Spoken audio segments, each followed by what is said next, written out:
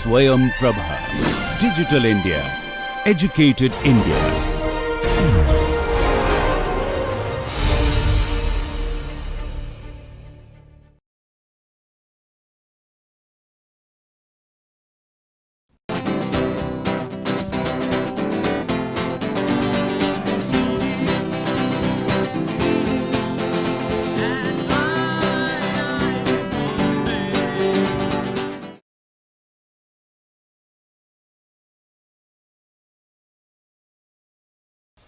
Hi, this lecture is titled Western Classical Theory of Drama, and we have divided it into two distinct parts.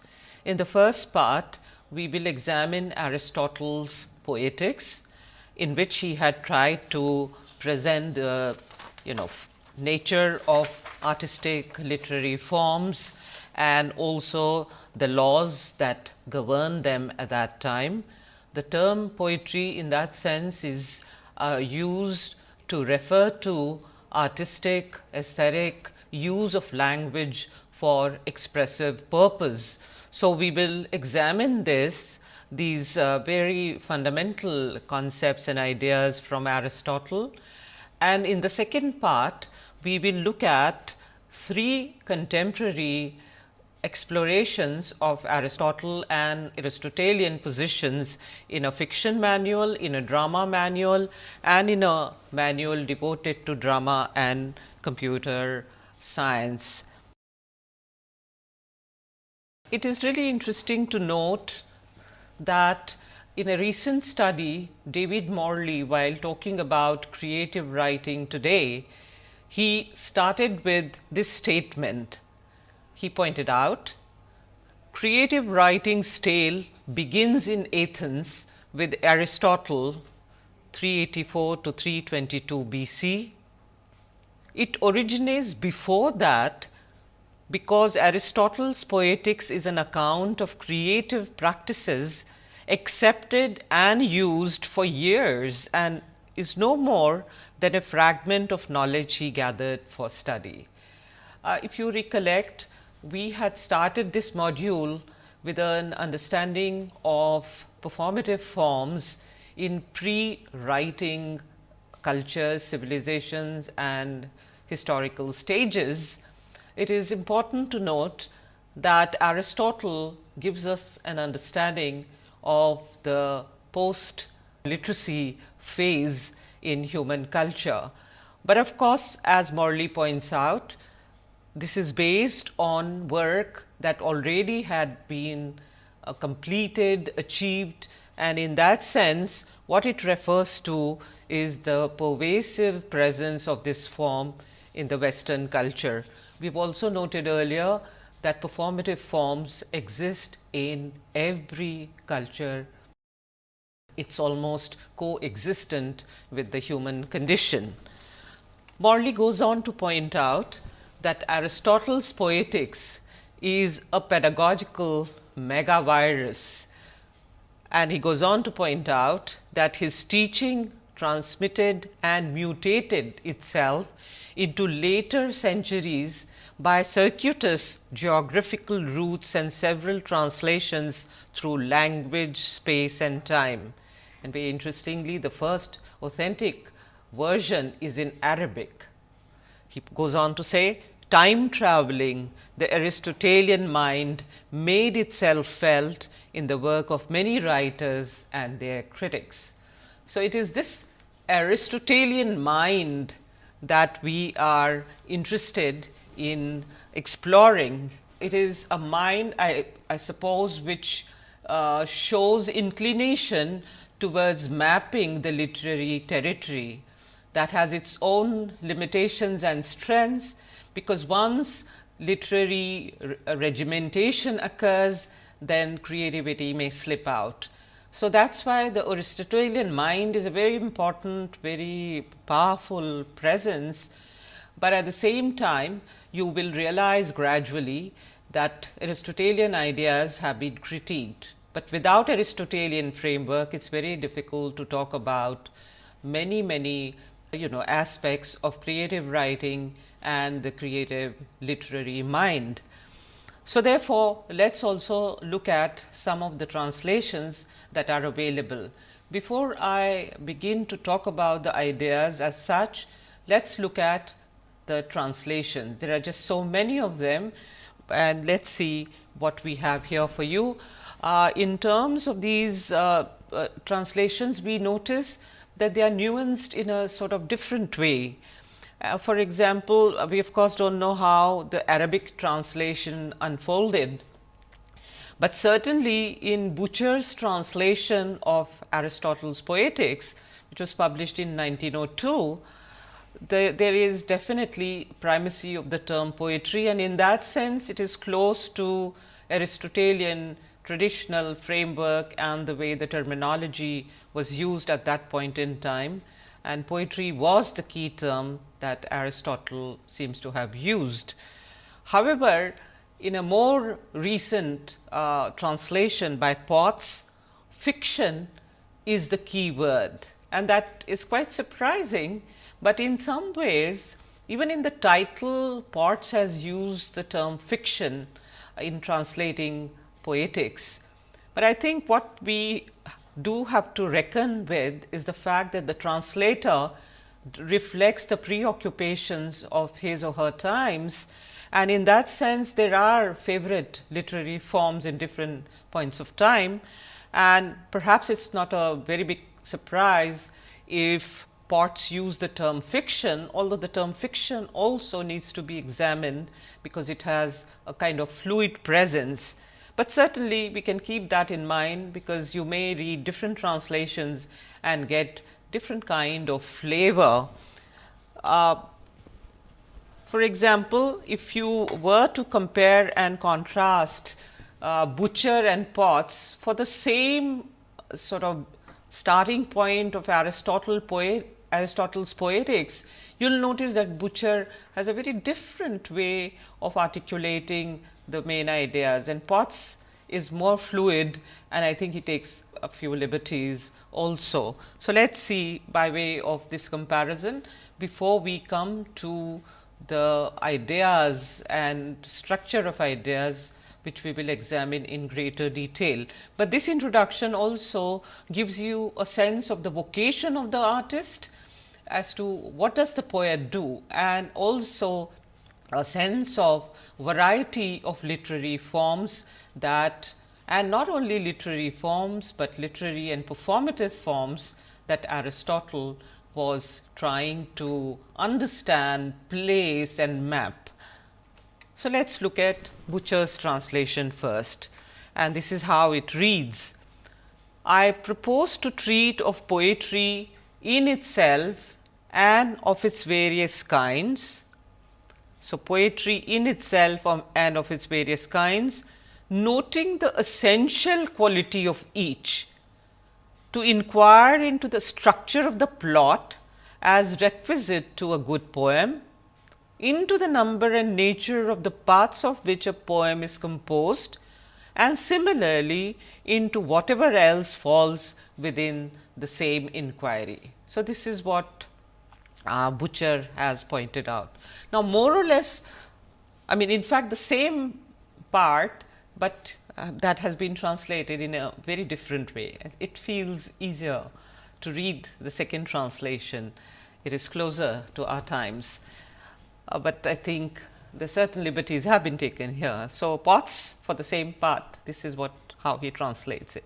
Let us talk of the art of poetry as a whole and its different species, with the particular force of each of them.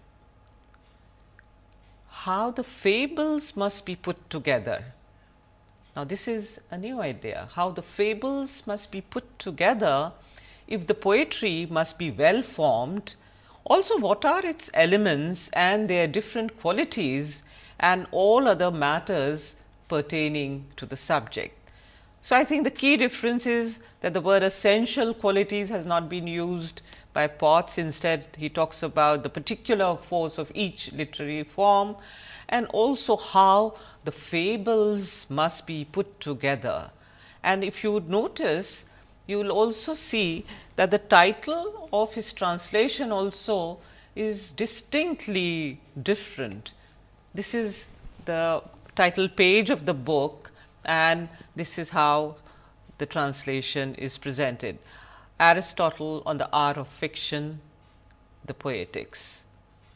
And one would feel a bit surprised, because fiction now we associate with the novel form.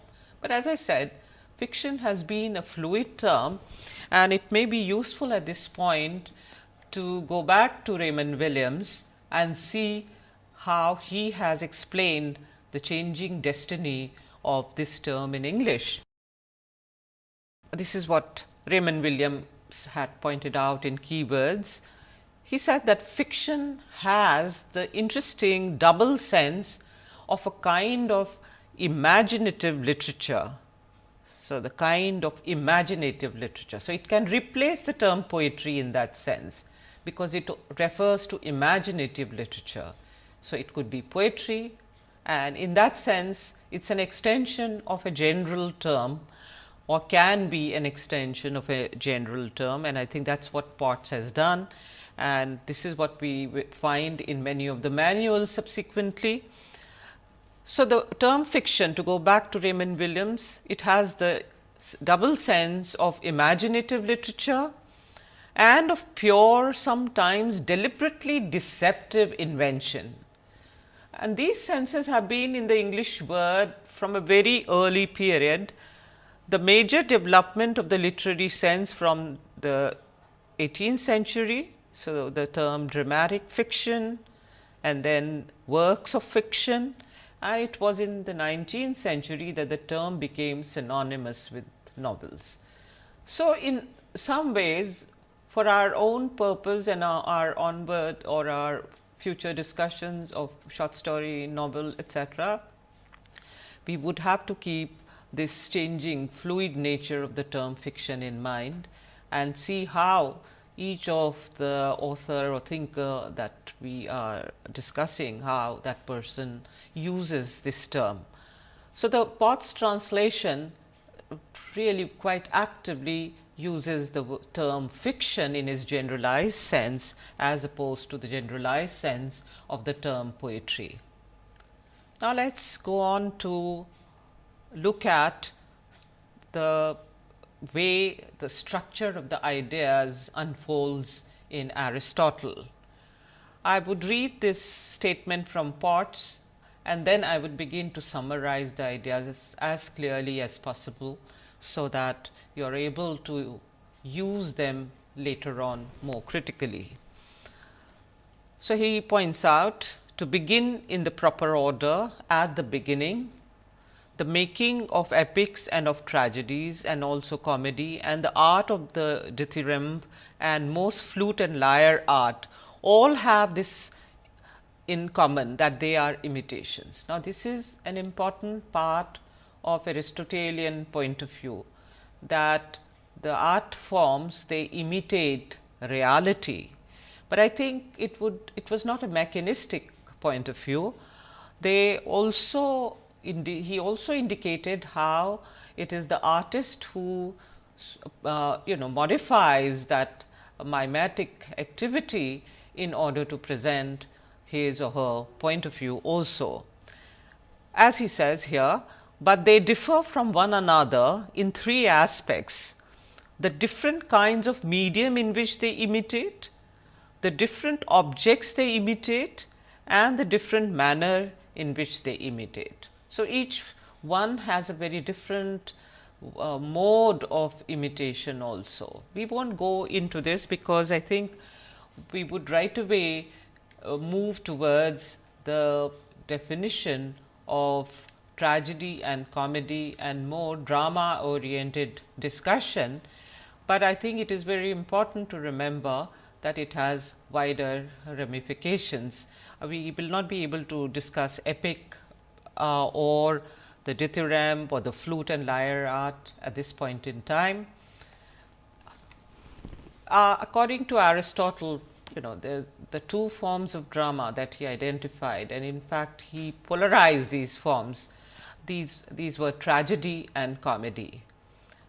Tragedy, as you may already know, was considered by Aristotle as high art, and comedy was considered low art. It is very important to remember that Aristotle was mapping the territory as it existed in his times, and the times that he reflects are quite feudal, and also there is a very strong sense of the social order. There is a strong sense of homogeneity also, and therefore, tragedy has all the attributes that are associated with the great and mighty characters and people of that time.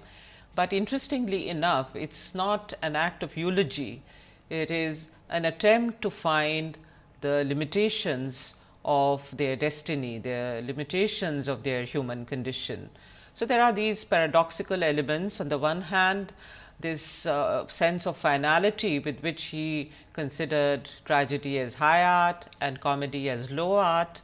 This does reflect the value system of his period, but on the other hand, it continues to offer us very powerful insights into the failures of the great personages or characters or protagonists of that period. So, according to Aristotle, let us see what he has to say about tragedy.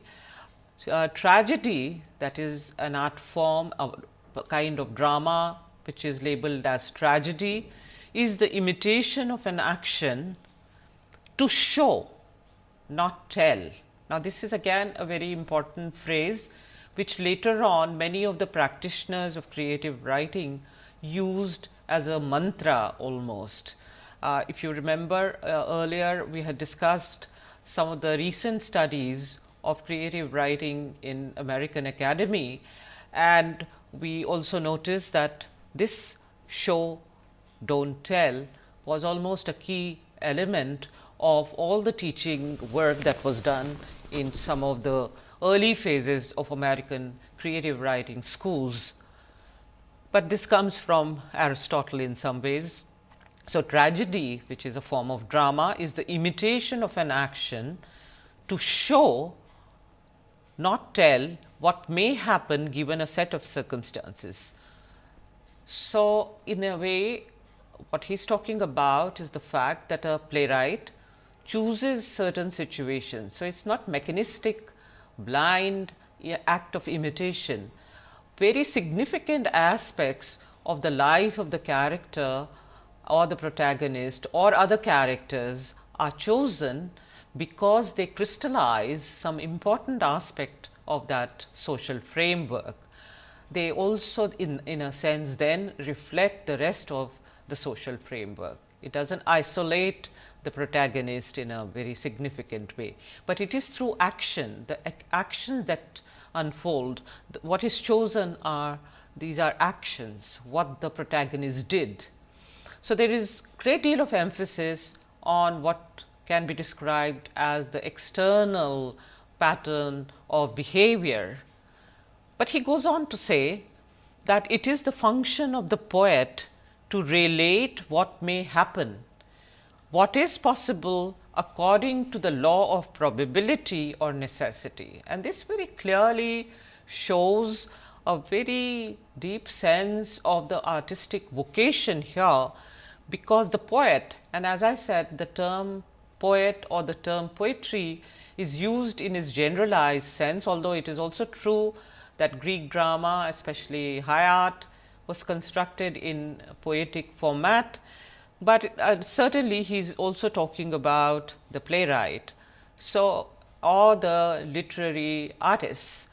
So, it is the function of this playwright or the literary artist to also consider the probabilities of certain actions that would unfold. In other words, it is an imaginative act, it is an inventive act when characters are presented in a play. It is not a direct reflection of what has happened actually in life, it is an act of interpretation. So, there is that very clear sense of the artistic vocation and also a lot of value associated with this act of artistic interpretation and representation. It is pointed out, and now I am shifting to a website which is a teaching website, and the reason I refer to this teaching website is to help you dip into these websites to read better, but much of the material that we are quoting is free from copyright constraints, and therefore, I think we are in a good position so far as this material is concerned and quotations from this material. But basically what Aristotle went on to say is related to the medium of tragedy, which is drama and not narrative. He also felt that tragedy deals with universal concerns, and this I want to explain in terms of what Albert Camus had said while writing Caligula and other plays in that anthology that we discussed, I think in the first lecture. He felt that for him the Greek tragedy was the sort of model that he wanted to emulate, and that is because he felt that Greek tragedy dealt with human destiny, and in his plays Camus wanted to deal with a sense of human destiny. So, there would be a certain sense of magnitude he felt if he followed the Greek model of tragedy, and he had also considered this as a limitation, because in his own fiction he was much more experimental. However, I think it rings a bell here, because when Aristotle points out that tragedy deals with the universal, he is trying to sort of indicate that it's the protagonist, and the downfall of the protagonist is also linked to certain facets of human nature which cut across classes and nations. That is how I read it. When he talks about the significance of tragedy, I think it is this democratic sentiment that is dominant in Aristotle's mind. He also goes on to say, therefore, tragedy arouses not only pity, but also fear, because the audience can envision themselves within this cause and effect chain. And this was again a quite deliberate intention of tragedy to evoke pity and terror in the mind and heart of the audience. After this, Aristotle went on to map the structure of tragedy, and one of the key elements in Aristotle, and also a controversial element, is related to the primacy attached to the notion of plot. And many critics have pointed out that that may be related to the fact that the great Greek tragedy actually also dealt with actions, external action, what the protagonist did, and not so much on the internal life of the characters. But definitely what he had to say about plot continues to evoke many ideas and also a sense of possibility, because it gives a kind of weight to artistic activity that continues to hold our attention today. So, according to him, plot is the first principle, the most important feature of tragedy. For tragedy is an imitation not of men, but of an action and of life, and life consists in action. Its end is a mode of action, not a quality. Now, character determines men's qualities, but it is by their actions that they are happy or the reverse. So, this is the controversial point of view, where character is not given as much importance as plot, which means the causal external set of situations which govern the actions of the protagonist and those related to the protagonist. The most powerful elements of emotional interest in tragedy is peripeteia, or reversal of the situation. and recognition scenes are parts of the plot, thus tragedy is the imitation of an action. Now, this again to me is a very, very powerful idea, where he says that the most powerful elements of emotional interest in tragedy is reversal of the situation. So, in other words, when we look at the structure later on of the plot, the Greek plot, and later on the Shakespearean plot, we notice that it is the sort of changing situation, or that really is the key element of the power of tragedy. That is, initially a situation is chosen which crystallizes powerful sense of crisis, a kind of crisis that either the protagonist or his society is facing, and then subsequently a point is reached where there is confrontation with these antagonistic forces, and the protagonist changes his or her point of view, and it is this transformation which then holds the key to how the issue is resolved. This element of transformation that is shown within the plot of a tragedy, I think that is again an extremely important and vigorous part of artistic activity, whether we look at drama, fiction or poetry, but in drama in particular it has had some very interesting ramifications.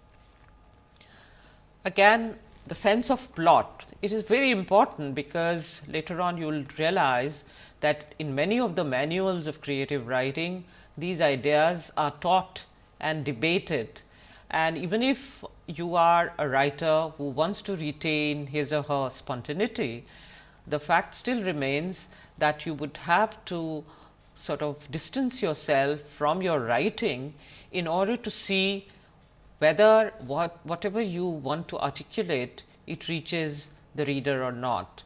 And also in terms of your own internal process, plot is not a mechanistic device, it is a way of finding a structure and a core to your own very spontaneous desire to write.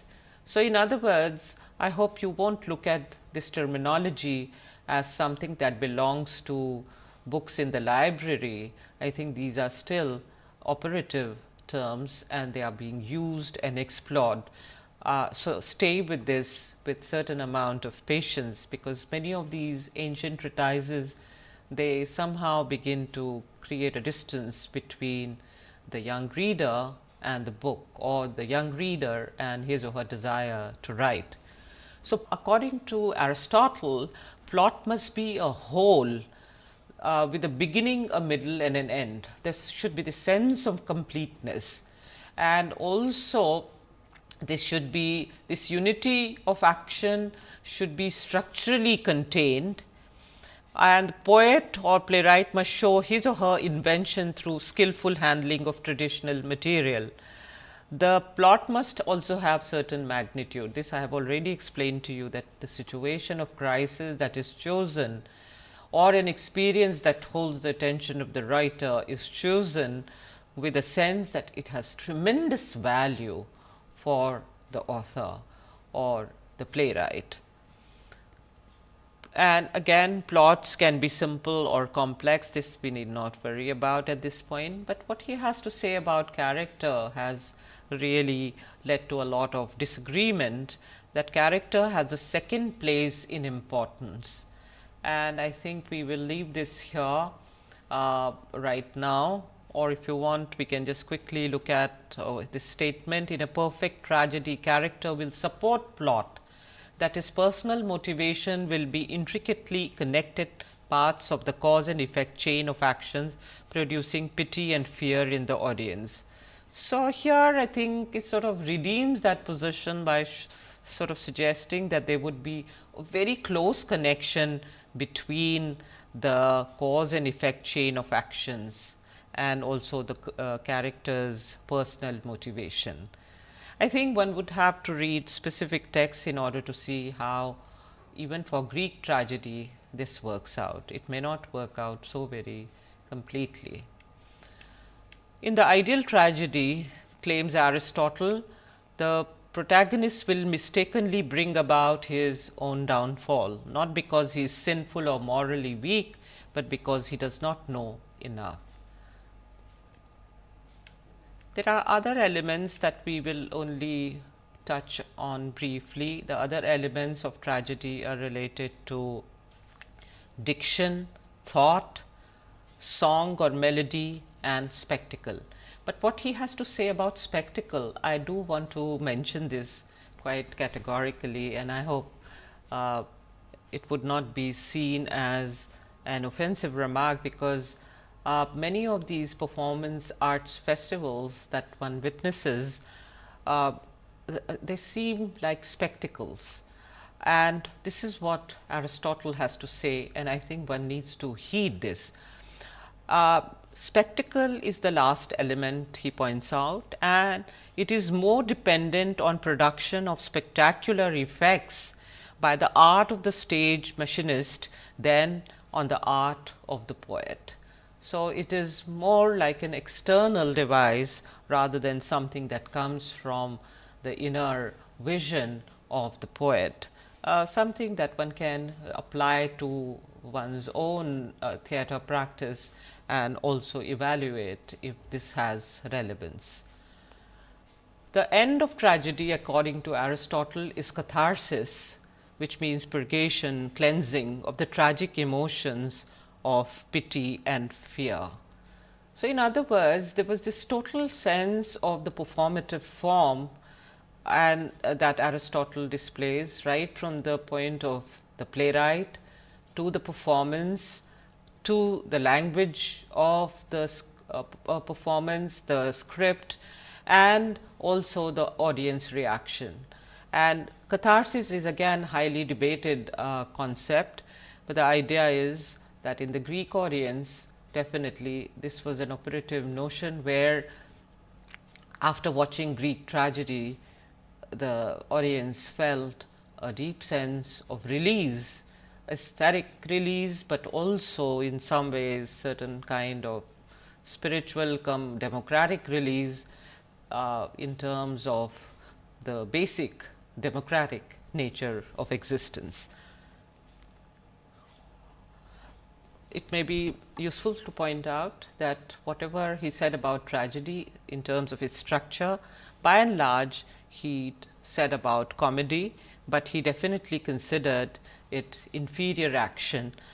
And within the dramatic genres, he said comedy imitates inferior action, and the proper object of comic imitation is, however, not every sort of fault, but the ridiculous, which is a species of the ugly. And the comic action should also contain a proper beginning, middle, and end. Right at the outset, let me point out that this division of tragedy and comedy was dismissed by modern writers, right from Ibsen onwards, and you see a different blend of the tragic and the comic later on. And therefore, we are definitely not recommending this kind of polarization, which is almost based on class differences between the notion of tragedy and comedy, but what we are looking at are ideas about the creative potential of different forms. And now we would also try and see how there are these contemporary interpretations of Aristotle, especially in terms of manuals for creative writing. I mean, this is what we are interested in. And so, instead of looking at critical assessment or reassessment of Aristotle, what we are interested are the manuals, so that you can also utilize them in a proper manner for writing practice. So, I suppose you can also begin to see which of the ideas from these other manuals, 3 manuals, are very invigorating for you. The first study that we have selected is John Gardner's The Art of Fiction, which was published in 1984. This book is designed to teach the serious beginning writer the art of fiction. Again, the term fiction here, of course, it refers to novel, It also refers to the short story, but in a sense conceptually I think Gardner uses it in a fluid sense, and it also refers to the imaginative literature, and in that sense to fiction, to drama, poetry and other art forms, because those are the examples he has used without looking at the distinctive nature of those forms. The book is divided into two parts. Part 1 deals with the general theory of fiction and the required craft, and part 2 deals specifically with writing techniques and exercises, and we will introduce them to you later on, while we discuss the short story in particular.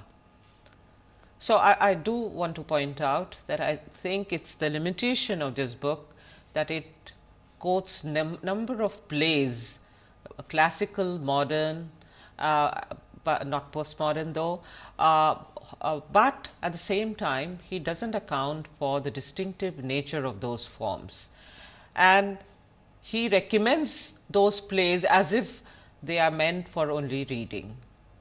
In terms of short story, he looks at the whole range, and fiction also in terms of the novel form. He looks at whatever classical examples are available in terms of the short story, and then for fiction he goes into modern and postmodern both, but the postmodern is missing completely so far as drama is concerned.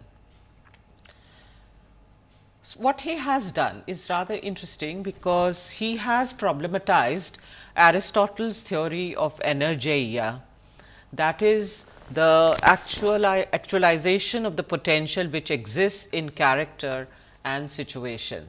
So, the sense of the plot and sense of the character, with the artistic intent of trying to explore the potential of that situation. So, he feels that this particular model is totally rejected by artists like Edgar Allan Poe, especially Edgar Allan Poe's The Cask of Amontillado. It completely broke away from this sense of a very neat structure of a plot with a beginning, middle and end. And according to him, what Edgar Allan Poe did in The Cask of Amontillado was to actually start with the end with no beginning or middle. And what this did was to open up the ground of experimentation, or ground for experimentation, and he places Kafka's novella The Metamorphosis within that same frame of reference, in order to show how imaginative inventiveness governed these experiments, and not just the desire for experimentation, but a deep preoccupation with the times. In other words, he also points out that the locus of this artistic impulse in Kafka and Edgar Allan Poe comes from the internal situations of the character rather than the sense of external action, which is what the Aristotelian model is all about. I thought it may be useful at this point to read a bit from these three examples to show you how they differ in tone and tenor. For example, The Cask of Amontillado, it starts with a kind of a monologue where the protagonist, he describes, and actually this is in flashback. So, he describes a very unfortunate sort of end to his friendship, and also the act of revenge that he decided to take on his friend. It is a horrifying story, but this is how it starts. The 1,000 injuries of Fortunato I had borne as I best could, and this is the name of the friend, Fortunato. But when he ventured upon insult, I vowed revenge. You, who so well know the nature of my soul, will not suppose, however, that I gave utterance to a threat. So, it starts with how he actually kills his friend in a very, very brutal manner, and it's a whole monologue about this failed relationship between the two friends, and it purely gives the internal sense of how the protagonist viewed this failed relationship and carried deep humiliation that he suffered in this relationship. So, this comes from very internal personal perceptions, and this has no great magnitude of the kind that Aristotle wanted from tragedy at all. The second piece that actually Kafka is so very famous for, and there are just many translations. This particular translation, it is not the one that Gardner quoted. I have a different translation, but again here you will see a very different sense of the surreal, which comes from the inner feelings of the character, and the plot therefore becomes subsidiary. The plot is not energetic, that is, it does not really propel you from the point of the beginning to a middle and to an end. There is no clear cut resolution in this. One morning, as Gregor Samsa was waking up from anxious dreams, he discovered that in his bed he had been changed into a monstrous verminous bug. He lay on his armor hard back and saw, as he lifted his head up a little, his brown arched abdomen divided up into rigid bow like sections, and so on and so forth. So, again it is a very surreal piece, and it is steeped in the consciousness of this particular character. And of course, it may have ramifications so far as the external world and its oppressive pressure on the protagonist, but there is no clear cut sense of external action here. So, in that sense, what Gardner has done is to pick up not drama, but short stories, and he has pointed out that this notion of a forward moving plot does not really apply anymore. And he goes on to point out that Aristotle's reading of plot is influenced by Greek tragedies such as Sophocles' Oedipus the King, which starts with an external situation, a plague in Thebes and the king's dark history as yet unknown to him. And then he also goes on to point out that if plot is no longer important, which is the case as he has pointed out from Edgar Allan Poe onwards, why should fiction have profluence? Our sense as we read that we are getting somewhere. So, what he is actually doing is to use Aristotelian concept of plot and character, but at the same time he is kind of rejecting the importance of a certain kind of plot that Aristotle had recommended. But at the same time, without Aristotelian reference, this argument does not go forward, because I think it may apply to certain traditional forms or certain forms that still uphold the classical pattern, although they are located in the modern period. For example, Camus' desire to write Caligula in the way Greek tragedies are written, that is also a modernist attempt. So, it is not to suggest that Aristotelian ideas are completely defunct, but it is very important to understand your own consciousness as you write, in order to see whether you really have a sense of clarity with which you want to write and develop your plot and character, or you want to discover your character. You want to discover it and then gradually let the innate sense of what you have discovered allow that to help you work out the plot, which may not be the classical Aristotelian plot. Now, in order to again point out how Oedipus is different, and Sophocles was Aristotle's favorite playwright, let me just read out a few lines from this great play, where Oedipus is the protagonist, and in the early part the exchanges between him and the priest. The action takes place in Thebes in front of the royal palace. The main doors are directly facing the audience. There are altars beside the doors. A crowd of citizens carrying branches decorated with laurel garlands and wool and led by the priest has gathered in front of the altars, with some people sitting on the altar steps. Oedipus enters through the palace doors, and this is what he says: my children, latest generation born from Cadmus, why are you sitting here with reed sticks in supplication to me, while the city fills with incense, chants and cries of pain?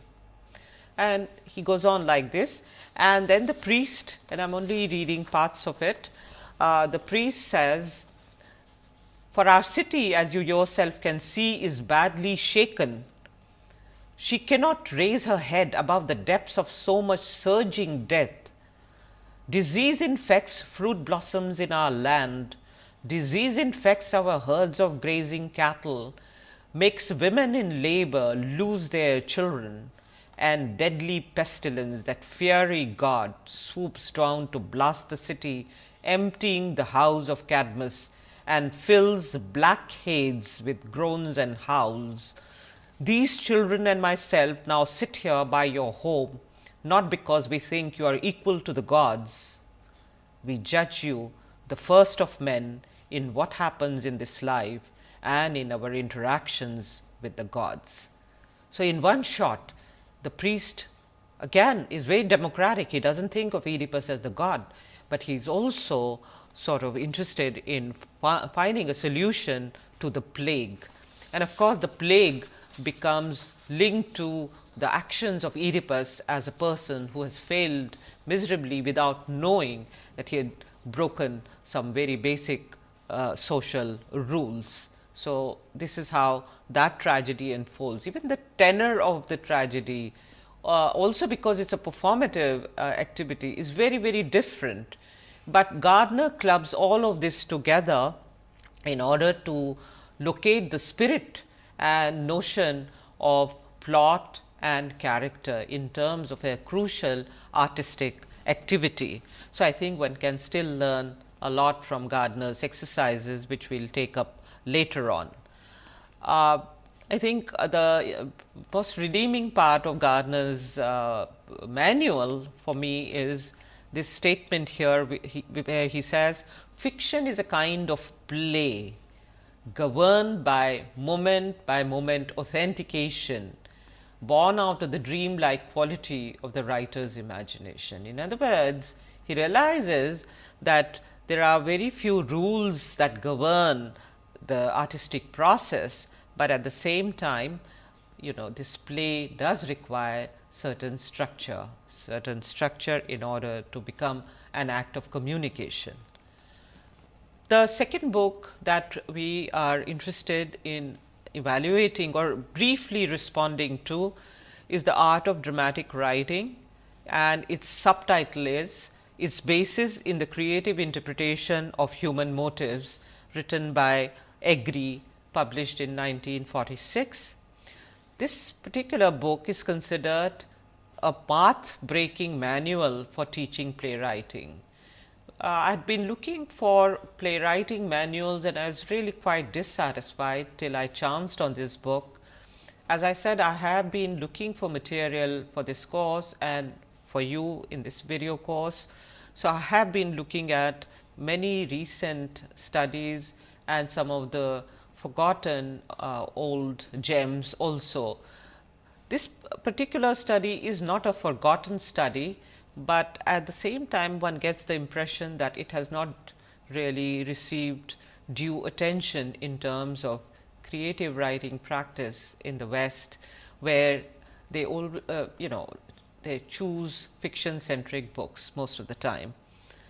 But this does form the basis, this manual does form the basis for writing for television. In fact, there is a chapter devoted to television in this book, but also later on for cinema studies this book has been used, and also for teaching fiction, but without actually accounting for the actual original ideas. That is my impression. I'll briefly refer to only chapter 6. Later on, we will discuss many other ideas from this book. And this is interestingly enough titled Plot or Character. So, this book deals with playwriting, and Aristotle also, while talking about tragedy and comedy, deals with drama, where you show and don't tell.